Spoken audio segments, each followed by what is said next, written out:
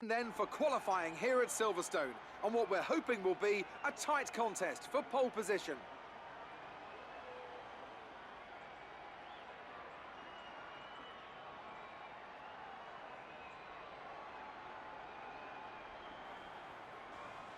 Now then, Anthony Davidson, you're not getting any younger, but you have been involved in your fair share of qualifying sessions in an illustrious 30-year career.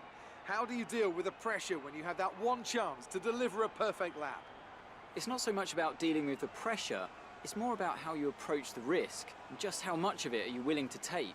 You're constantly balancing the car on the edge of grip from braking, cornering and traction, and over the course of a lap, it's easy to get that balance wrong, and that's why achieving the perfect lap is almost impossible. As you say, I've been doing this 30 years now, and it never gets any easier. So welcome to a new episode of my career mode. Here we are in qualifying for the Spanish Grand Prix. British Grand Prix. What can I say? After the last couple episodes, it's gone downhill really. And I'll tell you now, I've recorded all the way up to Belgium. And well, you'll see what happens. So, come to the end of our qualifying lap.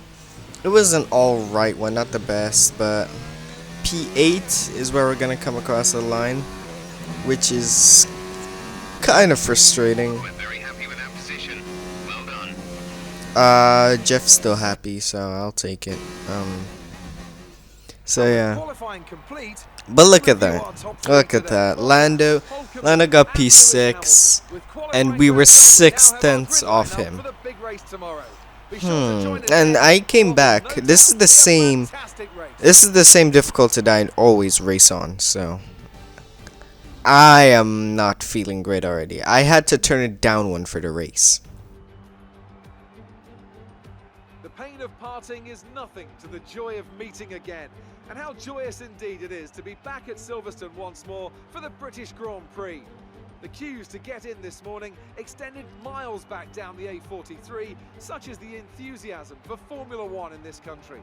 The 3.6 miles of the Silverstone circuit in Great Britain is hallowed ground to the Formula One faithful. We have 18 corners that wrap around this former World War II airbase and some good passing opportunities at the end of the DRS zones. And with me as usual is Anthony Davidson. We should talk about Williams. What do you make of their performance so far this season? Well, the atmosphere within that team seems very positive at the moment. Everyone seems like they're in great spirits and having a lot of fun doing what they do, and that's definitely contributed to the performances we've seen. It's time to see how our drivers are stacking up after yesterday's exciting qualifying session. Valtteri Bottas lines up on pole position, and starting alongside is Nico Hülkenberg. Looking at the rest of today's grid, we have Hamilton, Vettel, Sergio Perez, and Norris, Sainz, Iceman, Verstappen, and Charles Leclerc. Magnussen, Gasly, Roman Grosjean and Ricciardo, Kvyat, Albon, George Russell and Kimi Raikkonen. Kubica and Antonio Giovinazzi starts from the back of the grid. And with lights out just moments away, it's time to go down to the track.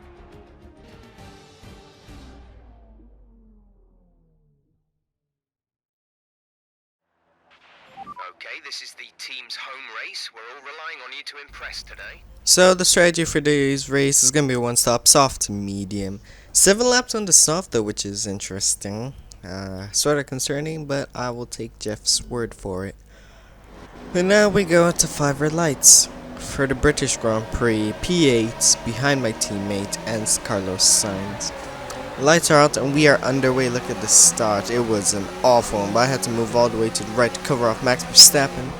Although he did sort of get alongside me, but it's fine.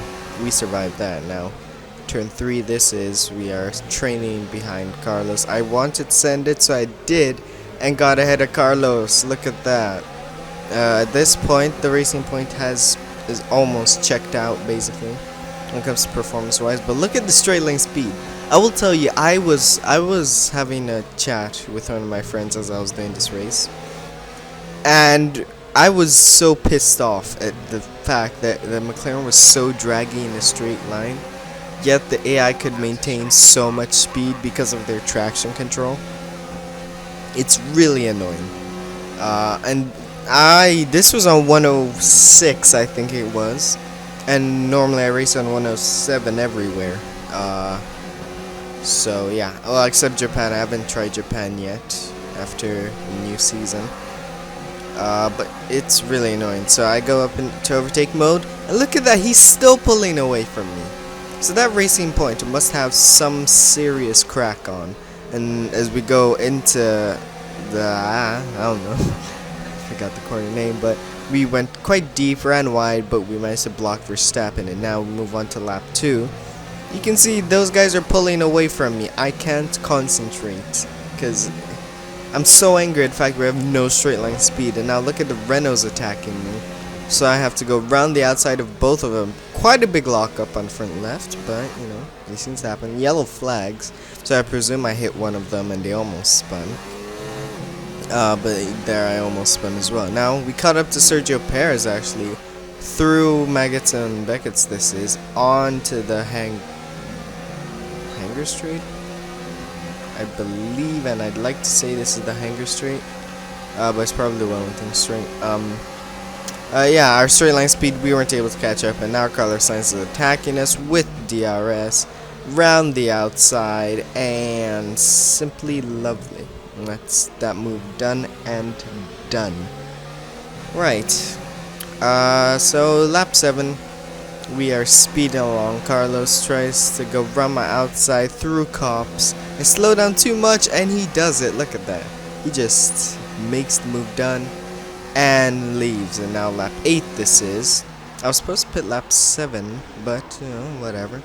Lap 8 this is, into the pits. Behind, that's Sebastian Vettel. And one of the racing points, I can't remember which one it was. I think it was Perez.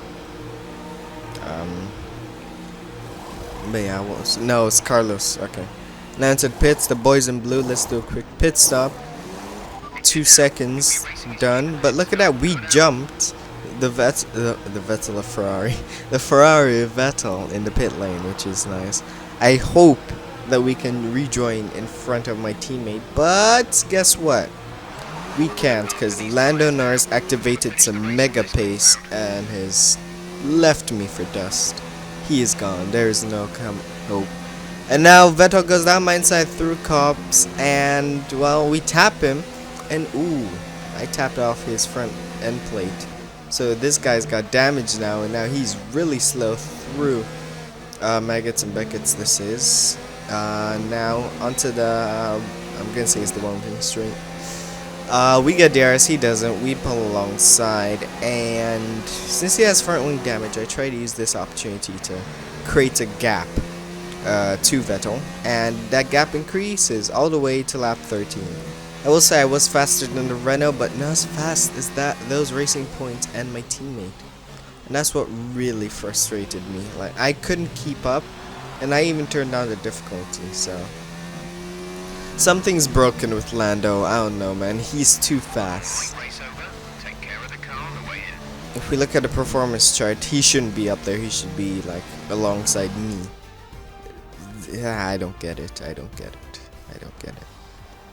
The Mercedes team pulled out a fantastic performance today. They should be proud. Anthony Davidson, what helped them deliver this result, do you think? I really feel the track layout combined with the track temperatures we saw today suited their car.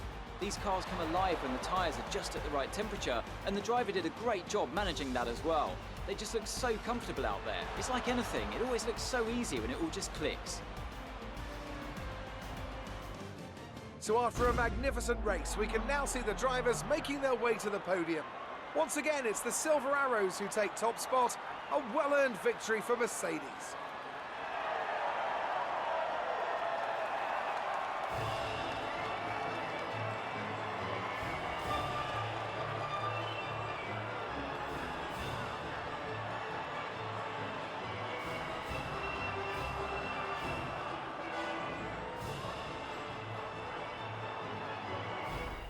Now, race results this is. Bottas wins from Hulkenberg and Hamilton.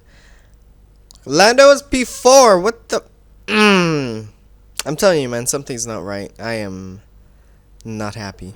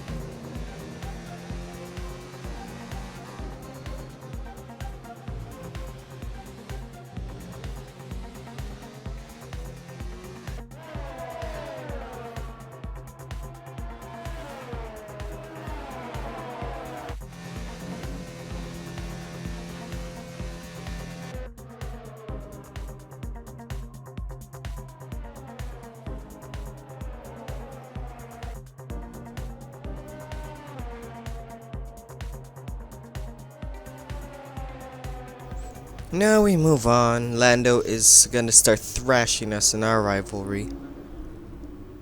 Oh god. Why is Lando broken? Jesus Christ. So, moving on from Silverstone, I have an idea in my head. I'm like, okay, if this keeps breaking, I am leaving McLaren. If they can't be consistent.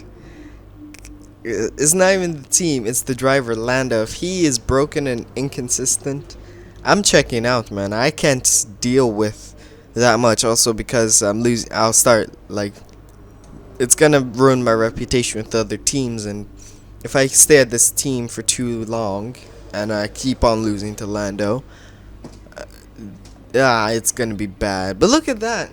We aren't even supposed to be up with the Ferraris too much, because I mean, it's tight, but still, we are not the best at. We're not good at aero. Racing Point should have checked out. Ferrari should have checked out. And straight, I don't get it. So, I hope something happens and Lando's fixed next race. Cause honestly, I can't deal with this. So I hope you check out next race at Germany.